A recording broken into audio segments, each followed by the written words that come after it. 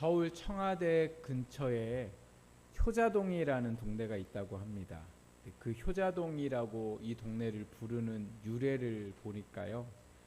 어떤 젊은 부부가 농사일을 하러 가면서 갓난아기를 시아버지에게 맡기고 농사일을 가게 됩니다.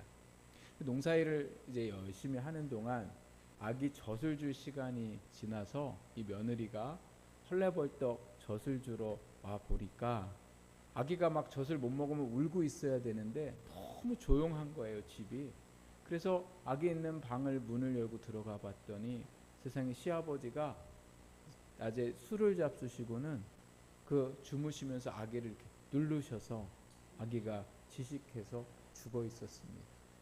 근데 이 며느리가 시아버지가 자기 때문에 손자가 죽었다는 것을 알면 너무 속상해 하실까봐 이 아이를 아버님 모르게 조용히 데리고 와서는 막 울면서 이제 그 아이를 안고 남편에게 가게 됩니다.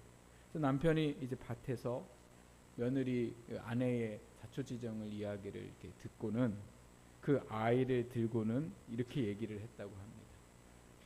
이놈아, 나도 불효자식이지만 너는 더 큰 불효자식이구나.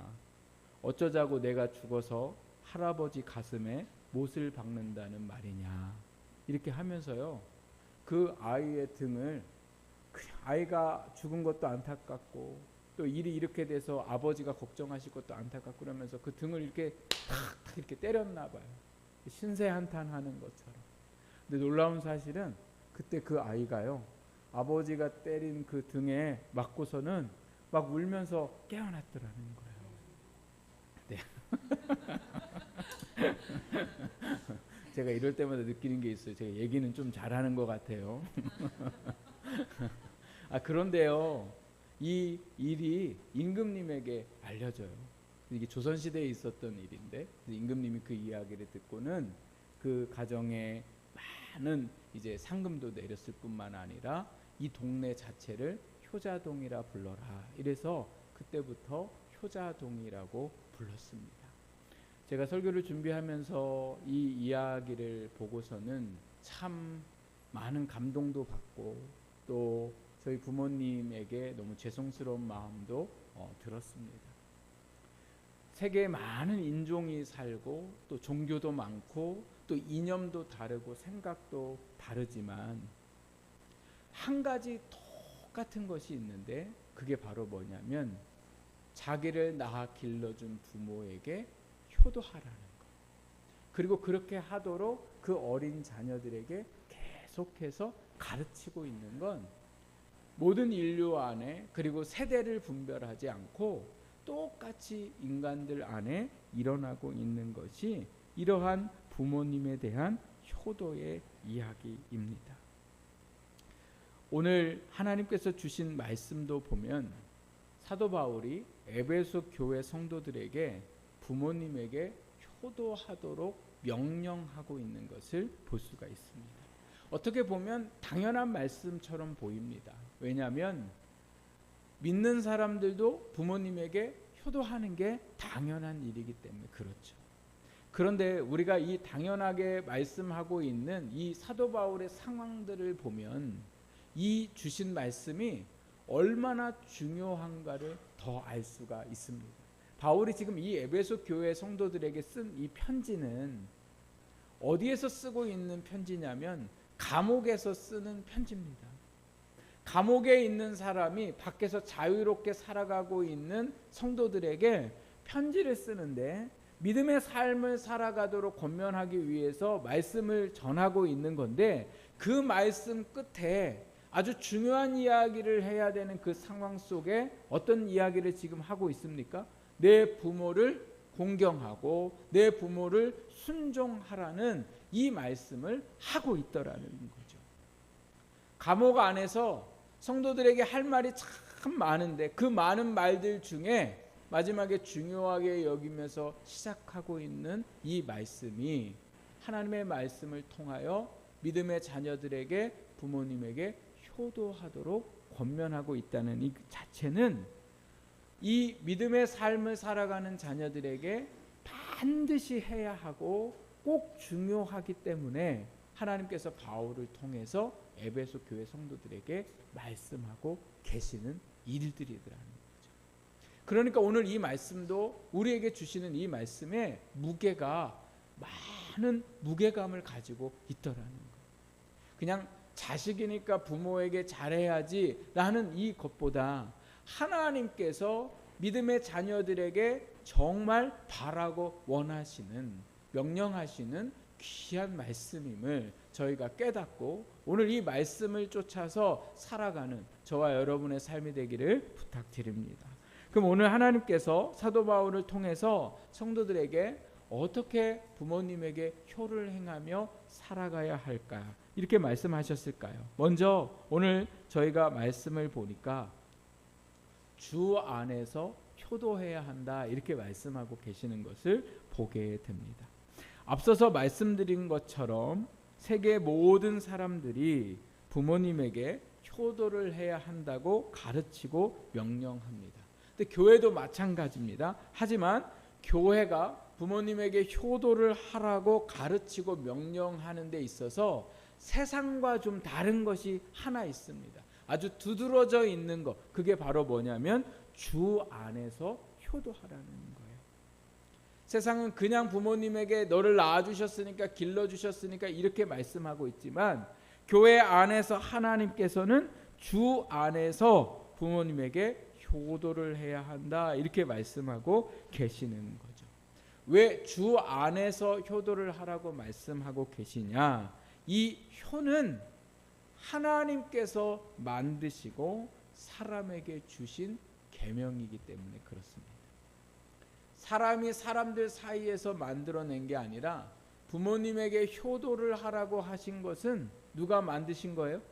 하나님이 만드셨더라는 거예요.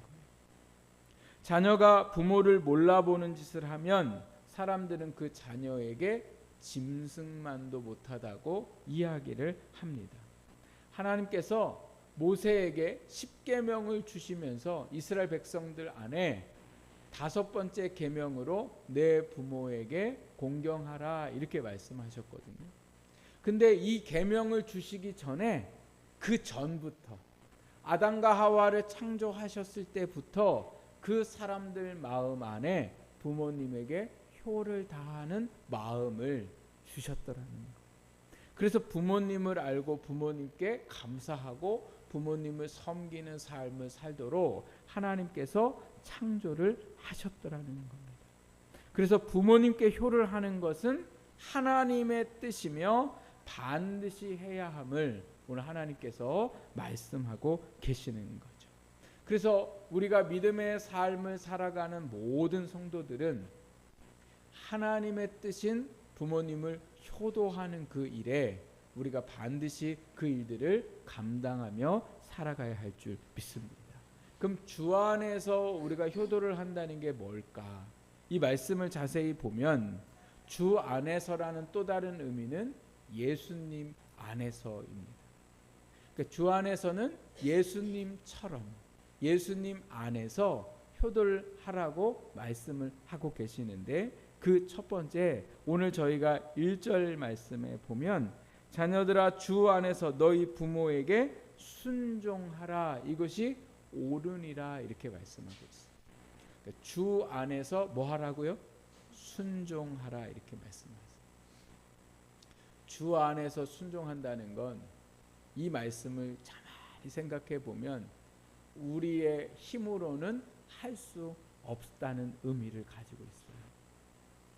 내가 자식이 되어서 부모님에게 순종 안 하고 싶은 자식이 어디 있겠습니까? 그런데 자식은 여전히 뭐예요? 자식이에요. 부모님의 생각을 쫓아갈 수가 없고 부모님이 자식을 사랑하는 그 사랑에 정말 미치지 못할 그러한 사랑으로 부모님을 사랑하는 이 자식들이 어떻게 부모님에게 순종할 수 있겠냐는 거예요. 이 순종은 내가 하고 싶으면 하고 말고 싶으면 마는 순종이 아니라 반드시 무슨 말씀이시든지 해야 할 순종이에요. 그러니까 부모님은 자식에게 너 내가 말한 대로 해 이렇게 말씀을 하시지만 자식은 부모님의 말씀을 안 들으려고 하죠. 아주 어려서부터 안 들어요. 어려서부터 안 듣고 머리 크면 들어요, 안 들어요? 네, 안 들어요. 하여튼 죽는 그날까지 부모님 말씀을 잘 안 듣는 게 자식이죠. 그래서 어디서 순종할 수 있어요? 주 안에서 순종할 수 있어요. 주 안에서는 성령님이 그 안에 역사하셔야 뭐 할 수 있어요? 순종할 수 있더라는 거죠. 그래서 우리가 주 안에서 순종하려면 어떻게 해야 되겠습니까? 성령님을 의지해야 하더라는 거예요. 하나님, 제가 주 안에서 순종할 수 있도록, 성령님, 제가 저희 부모님에게 순종할 수 있도록 저에게 도와주십시오.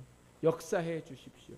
우리가 그렇게 성령님을 의지하고 나아갈 때에 자녀들이 주 안에서 어떤 일들이 일어나요?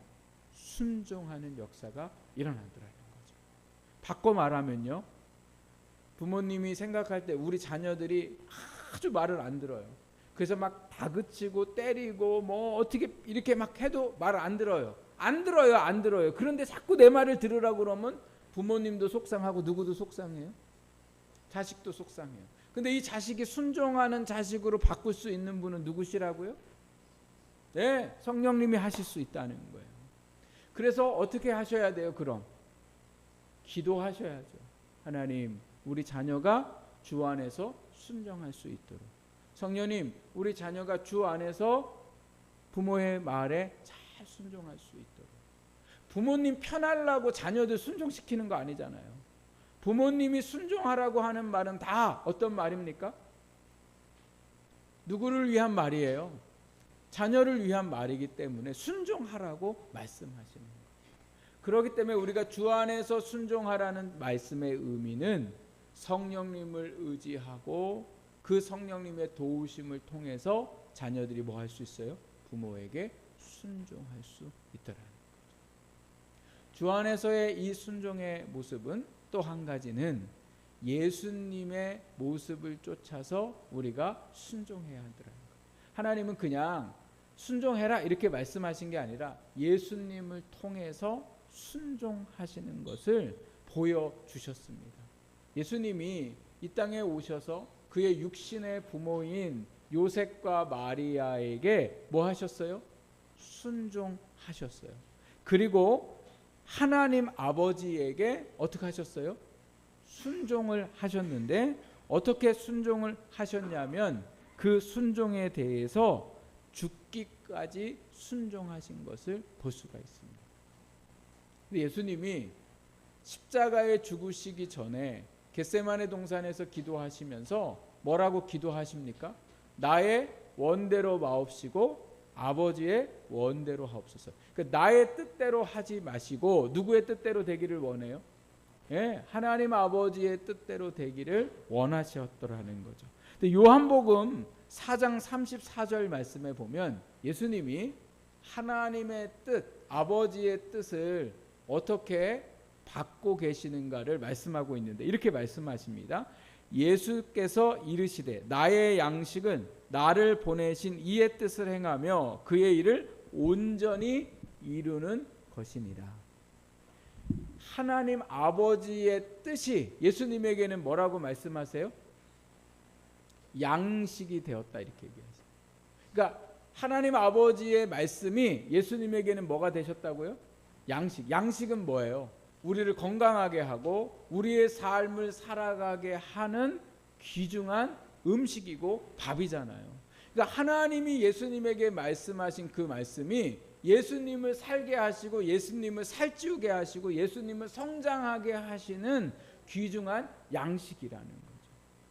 이 말을 생각해 보면요, 부모님이 자녀들에게 하시는 이 말씀은 잔소리가 아니고 자녀를 뭐 하는 거예요? 양식이 되어서 그 자녀를 성장시키고 그 자녀를 건강하게 하는 귀중한 음식이 되더라는 거예요. 그래서 그것을 양식은 가끔 먹습니까? 매일 먹습니까? 네, 매일 먹는 거죠. 양식은 매일 먹는 거예요. 그러니까 매일 예수님은 하나님의 뜻에 따라 어떻게 살아가셨어요? 순종하며 살아가셨던 것처럼 오늘 우리가 믿음의 삶을 살아갈 때에 부모님의 그 말씀을 우리의 양식 삼아서 매일 순종하고 매일 그 뜻을 따라가고자 하는 오늘 우리의 삶의 모습이 되어야 할 줄 믿습니다.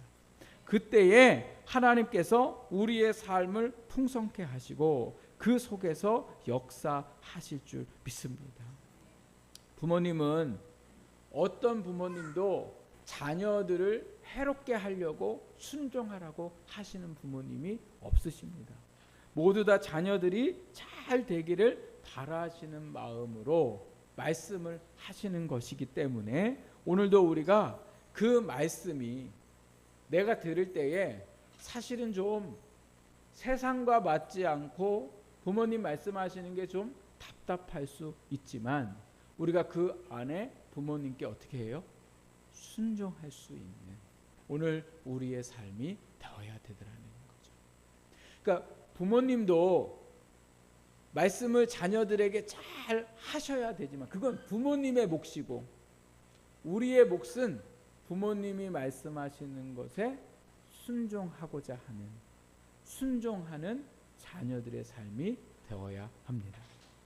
또 한 가지 오늘 부모에 대한 효에 대해서 하나님께서 뭐라고 말씀하고 계시냐면 공경해야 한다 이렇게 말씀하세요. 공경해야 한다는 이 공경의 뜻이 뭔가를 제가 찾아보니까요. 여러분 따라해 보십시오. 어떤 것에 가치를 둔다. 네, 가치 있게 여기라는 거예요. 그러니까 부모님을 어떻게 여기라고요? 가치 있게 여겨야 한다는 거예요. 근데 하나님이 약속 있는 뭐라고 말씀하고 계세요? 첫 계명이라 이렇게 말씀을 하고 계시거든요. 그러니까 가장 인간의 도리 중에 제일 중요한 것, 하나님께 하는 거 외에 가장 인간의 삶 속에 제일 중요하고 가치 있게 여겨야 하는 게 뭐라고요? 누구라고요? 내 부모님이라. 여러분 지금 세상에 제일 가치가 높아가고 있는 게 있어요. 그게 뭔지 아세요? 네, 돈인데 금이요, 금. 금이 지금 계속 금값이 올라가고 있더라는 거예요. 또 요즘에 대통령 선거를 앞두고 계속 지금 올라가고 있는, 제가 오늘도 설교 때문에 한 번 더 봤는데 기사가 똑같이 났어요. 집값이 많이 올라갔대요. 특별히 어디? 세종시. 네. 세종시. 우리 집사님 두 분 세종시에서 오시는데 좋은 일이 있을 거라 믿습니다. 세종시 집값이요 많이 올라갔대요. 그러니까 사람들이 왜 금도 사놓고 집도 이렇게 살려, 집도 지금 팔려고 했던 사람들이 팔까요 안 팔까요? 안 팔아요. 지금 팔면 손해니까. 왜요? 집값이 막 올라가고 있으니까. 그러니까 팔아야 살 사람도 안 팔고 있어요. 왜요? 손해를 보면서도 당장 그게 뭐가 있으니까요? 가치가 있어요. 사람은요 가치 있는 것에 돈을 투자하고 가치 있는 것에 시간을 투자하고 가치 있는 것에 자기의 육신도 투자하는 것을 볼 수가 있습니다. 근데 하나님이 오늘 인간 세상에 모든 것 중에 가치를 어디에다 두라고 얘기하세요? 네, 말하기도 참 어렵죠. 부모님에게 두라. 너의 자녀들보다 부모님에게 둬야 되고 너의 즐거움과 너의 친구들보다 누구에게 가치를 둬야 되는 거예요? 부모님께 가치를 둬야 하는 거예요. 친구들 만나서 재밌게 놀고 함께 지내는 것도 중요하지만 부모님과 만나 함께 밥을 먹고 함께 이야기하는 것도 너무나 중요한 가치를 둬야 돼요. 거기에 최우선의 가치를 두고 살아가는 것이 하나님께서 말씀하시는 부모 공경의 말씀이시라는 거예요. 2012년에 제가 기사를 보게 됐는데요. 70대 중반의 할아버지가 자살을 하시는 사건이 기사에 신문에 났습니다. 왜 할아버지가 자살을 하셨냐면 자살하시기 전에 15일 전에 아들 며느리가 외국으로 여행을 가면서 이 할아버지한테 강아지를 맡기고 가세요. 강아지 이름이 사라예요. 그래서 며느리가 아버님한테 돈을 드리면서, 아버님, 우리 사라가 예방접종을 해야 되는데 예방접종도 해주시고, 그리고 얘가 객검을 좋아하니까 객검도 좀 사주시고, 그렇게 해서 용돈하고 같이 이렇게 대소변도 잘 좀 가려달라고 하고 사라를 부탁하고 해외여행을 갔다 오셔요. 근데 이제 이 아버님이요, 예방접종을 하고서, 이 사라를 예방접종을 하고서 객검을 이제 살라고 보니까, 이 객검이 이제 개뼈다귀, 뼈다귀 같이 생긴 건데 이게 플라스틱처럼 생긴 거예요. 그러니까 이 할아버지가 이거를 얘한테 먹여도 될까? 플라스틱 같은데. 그러니까 무슨 생각이 들었냐면, 차라리 돼지갈비에 있는 그 갈비뼈를 주는 게 좋겠다. 그게 영양가도 좋고 그러니까. 그래서 이 할아버지가요, 그건 안 사시고 집에 오실 때 돼지갈비집에서 돼지갈비를 드시고 그 뼈를 그 사라한테 주세요. 그리고 이제 며느리가 오는 날 그냥 가만히 아무 말씀도 안 하시면 되는데 며느리한테 칭찬을 받고 싶은 거예요. 그래서 내가 그 플라스틱 같은 그 껌 안 사주고 내가 돼지갈비를 사라한테 줬다고. 그래서 막 칭찬할 줄 알았더니 며느리가 그냥 얼마나 야단을 치는지, 그 야단을 맞고 난 이 할아버지가 2, 3일 동안 너무 마음이 상심이 되셔서 결국 스스로 목숨을 끊으시는 일들이 2012년도에 있었더라는 거죠. 근데 지금은요, 여러분, 더 말할 수 없는, 부모님의 가치는 찾아볼 수 없고 자녀들에게 중요한 게 너무 많은 세상이 되어버렸더라는 거죠. 부모님은 세상의 어느 것보다 우리를 소중하게 생각하고 늘 부모님 생각이 자식에게 있어요. 우리 이경애 권사님이 교회를 못 오시는데, 못 오시면서 가끔 전화를 하면 제일 먼저 물어보는 게 우리 권사님 자녀들 물어보세요. 권사님 자녀들 잘 하고 있는지. 그러니까 참 제가 이렇게 보면서 여전히 생각이 누구에게 있어요? 자녀에게. 연세가 드시면 드실수록 그 생각이 전부 다 자녀에게 가치를 두고 살아가는 거죠. 그런데 자식은 부모의 가치를 모르고 그저 세상에 더 없는 가치를 위해서 부모를 공경하지 못하고 살아가고 있는 것이 자녀들의 모습이더라는 거죠. 근데 하나님이 왜 부모에게 가치를 두라고 말씀을 하셨을까? 오늘 말씀에 보면 부모님에게 순종하고 공경하는 사람들에게 하나님이 뭐를 주시겠다고 말씀하고 계세요? 네, 이 땅에서 잘 되고 장수하는 복을 주시겠다고 말씀하시는 거죠.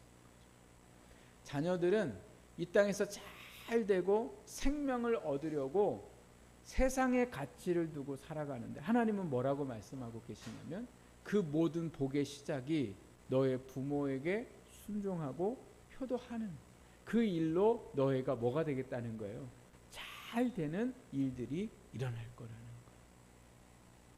물론 부모님에게 잘함에도 불구하고 막 돈을 엄청 벌던가 엄청 성공한 인생을 사는 사람들도 있지만 또 그렇지 못한 분들도 있어요. 그러나 여러분, 오늘 우리가 이 말씀을 깊이 생각해 보면 우리가 이 땅에서 잘 되고 장수하고 생명을 얻고 살아가는 일에 있어서 부모님하고 좋은 관계 속에 살아가면 마음이 기쁘고 평화가 있습니다.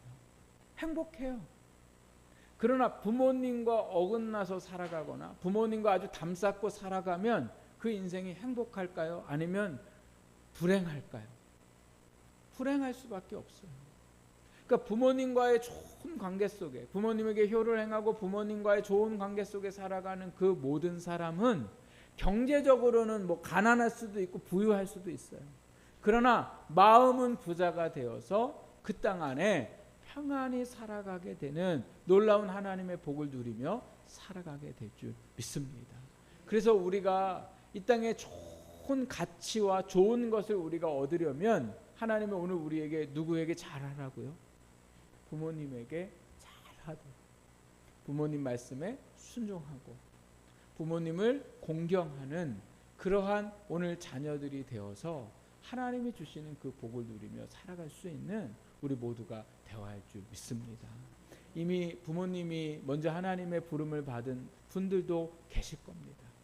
그러면 우리가 또 다른 우리의 어른들을 잘 섬겨 드리고, 또 교회의 어르신들을 또 잘 섬겨 드리고, 또 우리 부모님들은 우리 자녀들이 오늘 이 말씀에 입각하여 자녀들이 부모에게 순종하고 공경하는 자녀들이 될 수 있도록 날마다 기도하시면서 자녀들이 주 안에서 복된 삶을 살아갈 수 있는 자녀가 될 수 있도록 날마다 믿음으로 기도하는 부모님들이 되시기를 부탁드립니다.